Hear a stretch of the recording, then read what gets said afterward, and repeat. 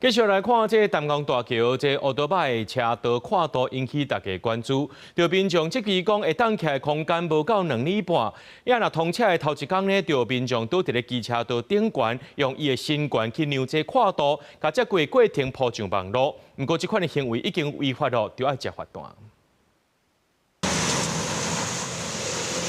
烏多擺一台接一台徛起伫淡江大橋的機車道，淡江大橋佇正式通車了後，或者在徛烏多擺往返淡水和八里之間的民眾省真儕車程。不過對機車道的跨度，大家感覺無同。是有一點點，但是就是慢慢騎，其實還可以。我覺得還好，剛剛有2台車從旁邊超過去都可以。如果說想要讓別人超車的話，就偏左邊一點。淡江大橋機車道的寬度惹議，有民眾為了實測，就直接騎車上橋，在路中央橫躺，引發討論。有民眾質疑講，這機車道實際當徛的空間是無夠2.5公尺。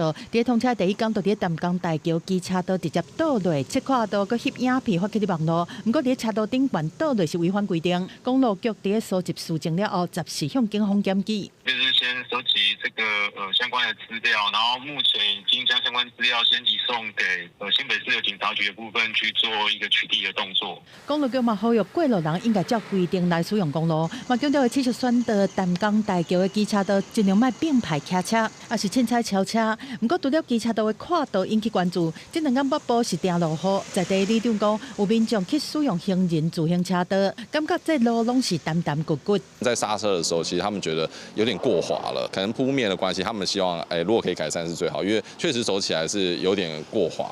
里長嘛講，有民眾為了翕畫面是凊彩對人行道下到烏多擺道去翕相，恐驚是較會發生意外。警方嘛提醒講，佇淡江大橋烏白塞車也是違規停車，會罰款3000以上6000以下，而且嚴格禁止佇橋頂停車翕相，也是停佇遐。記者綜合報道。